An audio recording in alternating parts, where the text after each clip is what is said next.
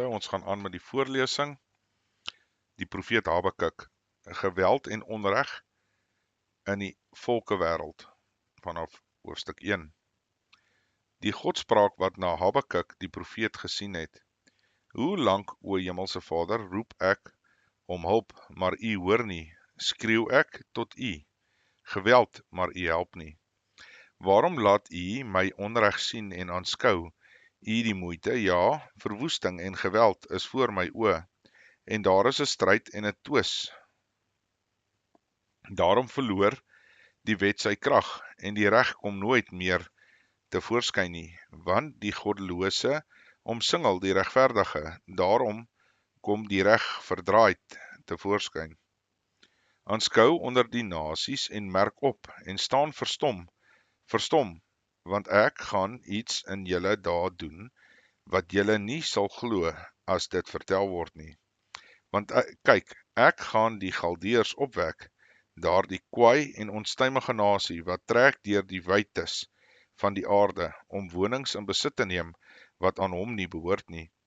Verskriklik en gedig is hy, van homself gaan sy reg en hoogheid uit, en vinniger as luiperds is sy perde, en gouer as aardwolwe, en op 'n galop soos sy ruiters, ja, sy ruiters.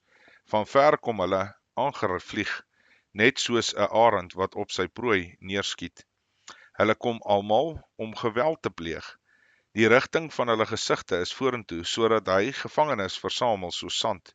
Ook dryf hy die spot met konings, en vorste is vir hom 'n belaging. Hy lag om elke vesting, hy hoop grond daarteen op, en hy neem dit in. Dan gly hy verby 'n wind, en trek verder, maar word skuldig, hy wie se krag sy God is. Laat die God die geweld seëvier, vanaf vers 12. Is u dan nie uit die voortyd nie, o Hemelse Vader my God, my heilige? Ons sal nie sterwe nie, Hemelse Vader, tot 'n strafoordeel het u hom bestel, en o rots, tot die tugroede het u hom bestem. U wat terrein is van oë, om kwaad aan te sien, en onreg nie kan aanskou nie. Waarom aanskou u die trouelose? Swyg u wanneer die goddelose die verslind, wat regverdiger is as hy. So maak u dan mense soos visse van die see, soos kruipende gedierte, wat geen heerser oor hulle het nie. Hy trek hulle almal op met die hoek, en sleep hulle in sy net, en vergader hulle in sy seën. Daarom is hy vrolik en juig. Daarom offer hy aan sy net, en laat rook opgaan vir sy seën, want deur hulle is sy aandeel vet, en sy spys weelderig. Sal hy daarom sy net uitskit, en gedurig deur nasies doodmaak sonder verskoning? Tot sover. Hoofstuk 2, die antwoord van die Hemelse Vader.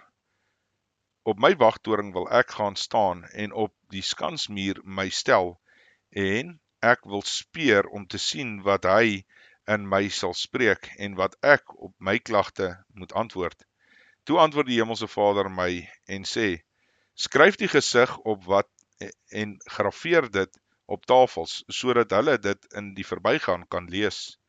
Want die gesig sal nog duur tot op die vasgestelde tyd, maar dit spoed na die einde, en sal nie teleurstel nie. As dit mag vertoef, wag daarop, want al te seker sal dit kom, en nie versuim nie. Kyk, sy siel is opgeblaase in hom, en nie reg nie. Maar die regverdige, deur sy geloof sal hy lewe. En bovendien, die wyn is 'n bedrieër, 'n trotse man is onbestendig, en hy wat sy keel wyd oopmaak, soos die doderyk, en soos die dood is hy, wat onversadelik, hy vergader vir homself al die nasies, en maak vir hom al die volke bymekaar.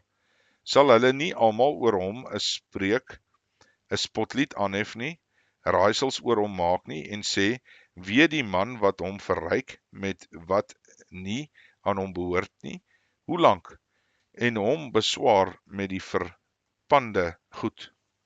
Sal die wat jou byt nie skielik opstaan in jou skrik aan jou haars nie, opwaak, sodat jy vir hulle 'n prooi word nie?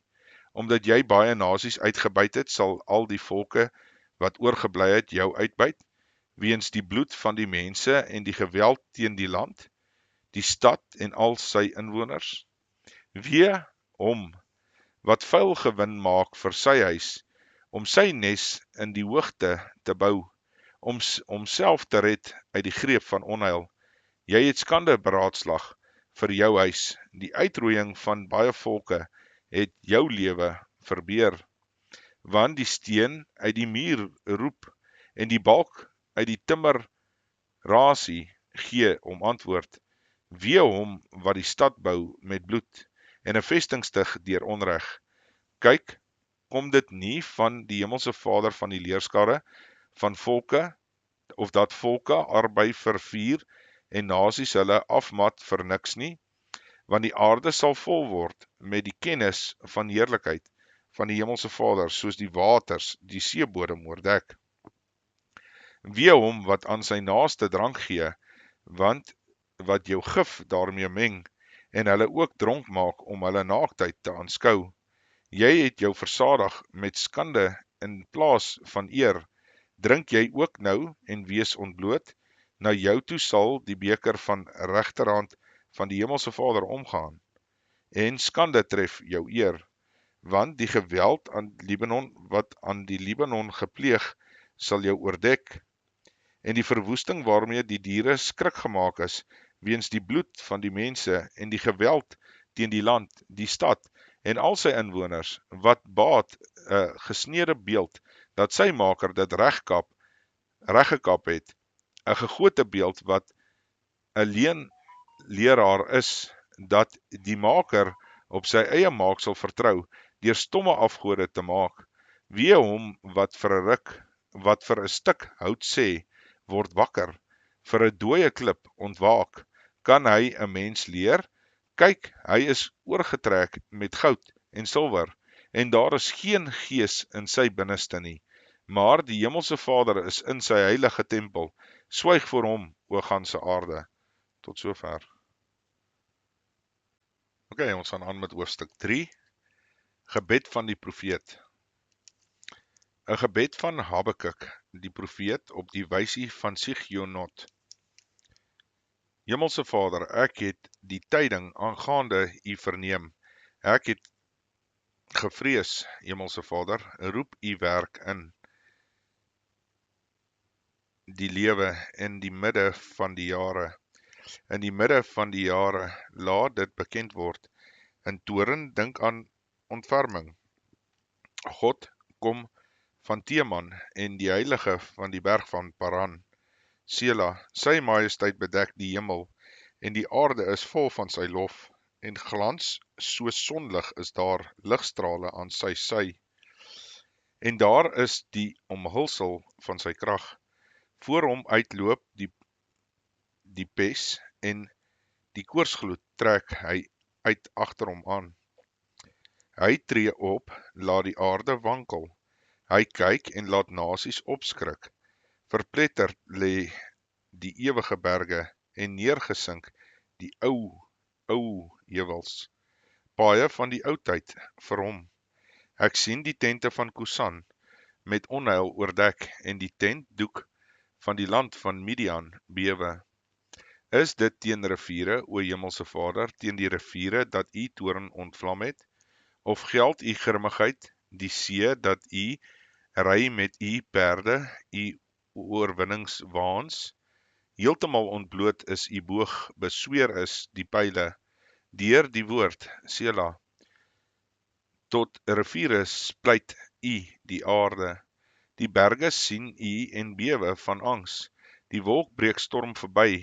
Die wêreldvloed verhef sy stem, steek sy hande omhoog. Die son, die maan, bly in hulle woonplek, by die lig van u pyle wat verbyskiet, by die glans van u flikkerende spies. Die grimmigheid betree u, die aarde, in toorn dors u die nasies. U trek uit tot redding van u volk, tot redding van u gesalfde, U verbrysel die kop van die huis van die goddelose en ontbloot die fondamente tot by die nek, Sela.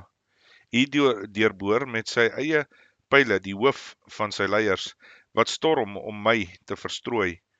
Wie se gejuig is asof hulle die ellendige in die skuilhoek wil verslind. U betree die see met u perde, 'n hoop magtige waters. Toe ek dit hoor, het my ingewande gebewe. My lippe het getril by die geluid. Bederf het gekom in my gebeente. Ja, ek het gebewe waar ek staan, omdat ek rustig moes wag op die dag van benoudheid, dat dit aanbreek vir die volk, wat op ons 'n aanval maak.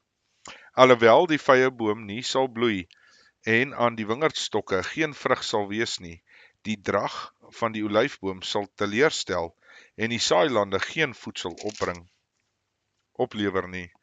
Die klein vee uit die kraal verdwyn, en geen beeste in die stalle sal wees nie.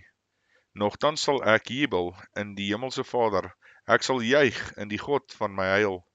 Die Hemelse Vader is my sterkte, en hy maak my voete soos die van herte, en hy laat my tree op my hoogtes vir die musiekleier op die snaarinstrumente. Tot sover.